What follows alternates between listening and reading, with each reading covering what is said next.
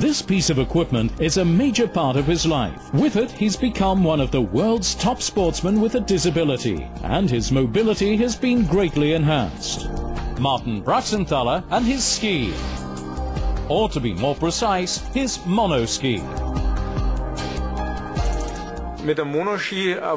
Going up the mountain with the lift and then skiing down the pistes with the monoski, whether in training, in a race or just as a normal mainstream skier, is a fantastic experience.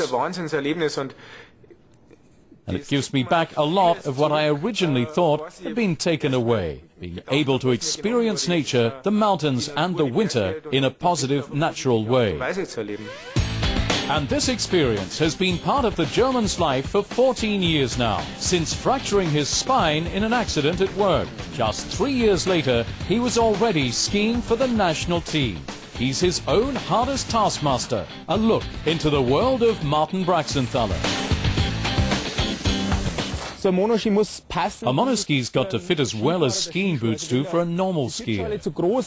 If the seat is too big, then you slide around. You've got no grip. You can't transfer power properly, and you can't take the corners as vigorously as you'd have possibly liked to. Normal skiers smooth out all the bumps with their knees or from the thighs and pelvis area. In our case, of course, we need the help of our shock absorbers, and we're operating here in real high-tech area. They're shock absorber elements like they use in motocross. Martin Braxenthaler has to be able to rely on his equipment supplier at all times. It's the only way to success. United, they're strong. I think both of us appreciate the arrangement, and it's developed into a good, valuable and successful partnership. And I'm sure it'll also stay that way for some time.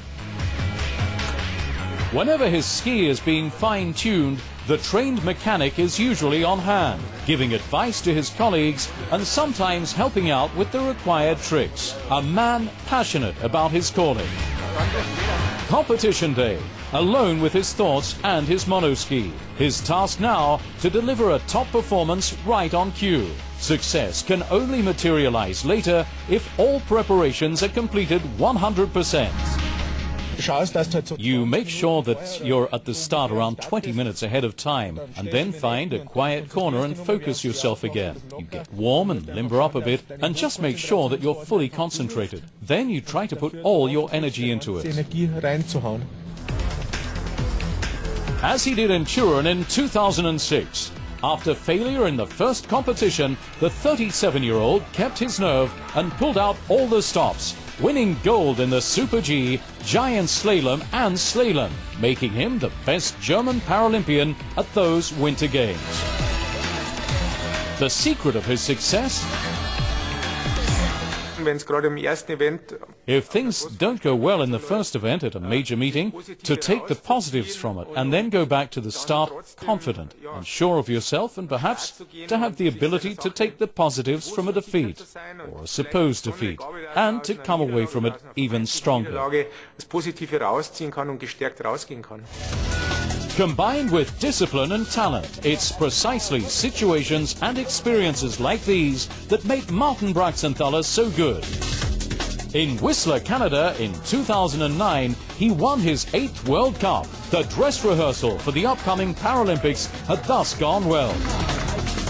My target for Vancouver 2010 is to be amongst the medals again. Martin Braxenthaler. In his sport, he's achieved it all. And for him, at the 2010 Paralympic Games in Vancouver, everything revolves once again around gold.